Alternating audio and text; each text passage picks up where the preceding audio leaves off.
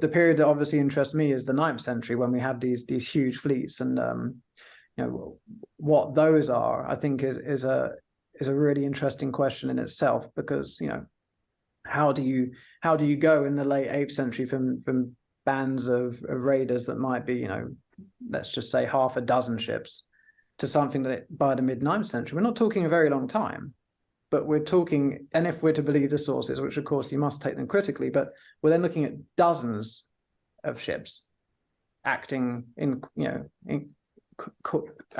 coordinated manner. There's got to be two very different modes of organization, or perhaps a kind of as I like to say in my articles, I mean, what I think we're looking at here is kind of just it's a much larger network of actors working together to form those huge fleets. But actually how they're interacting, with each other, and how they're interacting with the cultures around them, I think is certainly something that we need to put a lot more attention.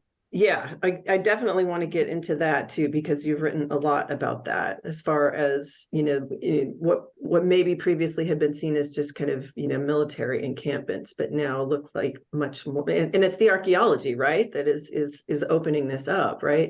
Especially in England, where you're writing about that. So much stuff getting dug up that is suggesting that these were just basically like immigrant communities almost, right? Men, women, and children, not just soldiers.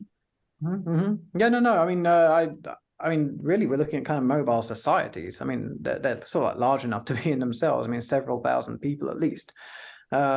Transient communities. So of course, kind of going back to kind of talking about warriorhood, or what was a warrior and what were their functions, within this context. I mean, that's just one tiny piece of the puzzle.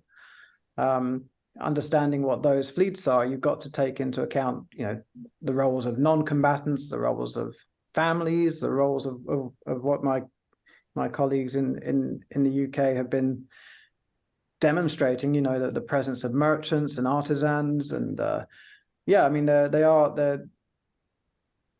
in themselves. We can see this in the archaeological record. They're also entities that are changing in themselves over time, over the course of years. As they're taking in, I think we can be fairly confident to say they're taking in new members from outside, not just from Scandinavia, but from the very societies that they're engaging in violence with, but also engaging in peaceful interaction, diplomacy, and trade. They're a very special type of group, I think, and it's not one I don't think, I do a lot of cross-cultural research, and we don't see this kind of group often. I wouldn't go as far as to say they're historically unique, but they're certainly different to what comes before and what comes after.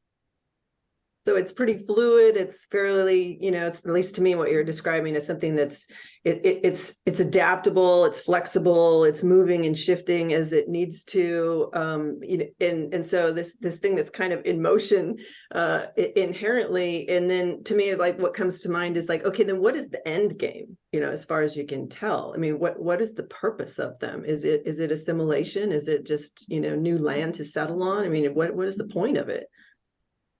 I mean, actually, I think you also hit on something there. I think this is kind of part of the central aspect of the ways groups operate, and it's flexibility. And I think that goes for talking about, if you want to call it, military organization throughout much of the Viking Age. These groups are very adaptable. But in terms of these kind of large raiding fleets, I would hesitate to try and apply a unified explanation for them. I don't think they're all doing what they're doing for the same reasons. I think that's something we also need to be acutely aware of. But it's apparent even from just reading the historical sources that at least some of them are looking to settle land. So again, it brings this idea of a society on the move. They're not coming just to raid and take plunder and go away again. They are at least, and at least groups within these fleets are actively looking for places to settle. And I think that plays a huge role actually in determining their composition and the way they act. because as we know, they're often, these are small conglomerations that come together and they split apart. And in one year we see two fleets merge, in the next year they'll split off and go off in three different directions. They're incredibly independent.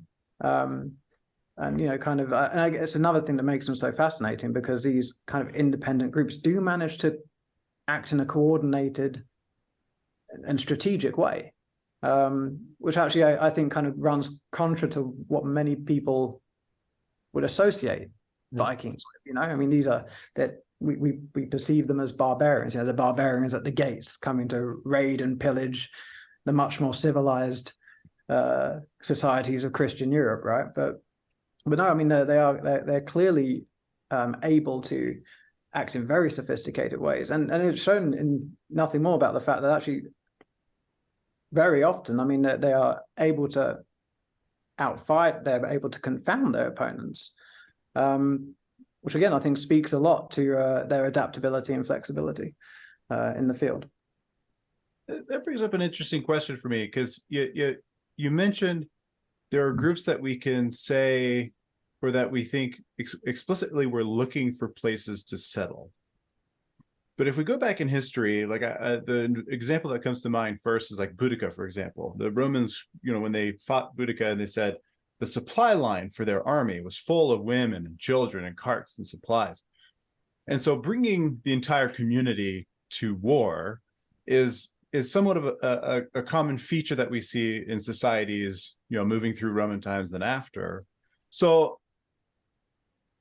as you're researching this, how do you parse out the people who are bringing women and children, supplies, etc., just as part of just as a feature of their military organization, versus those who actually have an intent to colonize?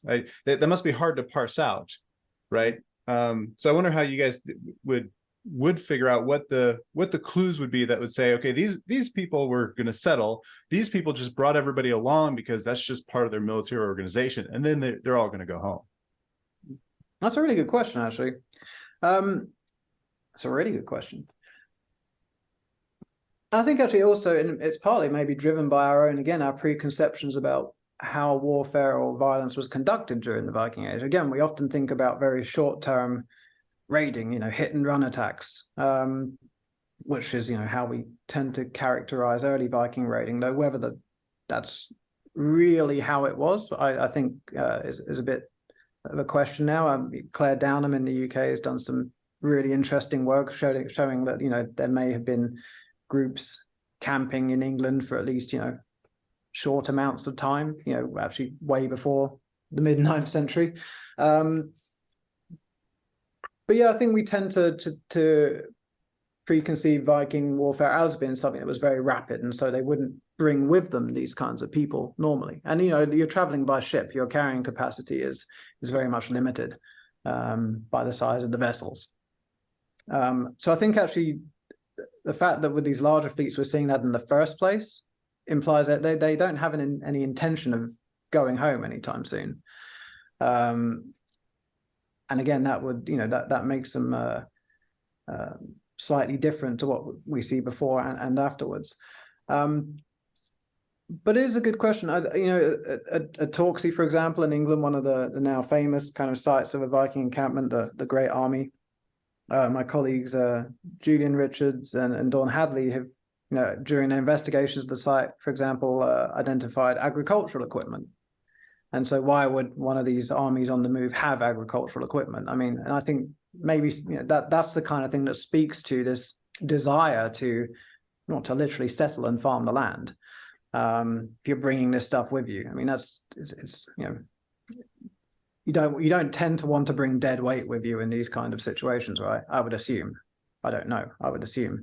So I think it's things like that which show this intent. But of course, again, the other thing to bear in mind is that these are adaptable and flexible groups. Perhaps when they originally leave Scandinavia, they enter Europe and into the historical record. I mean, we don't know what their intentions are.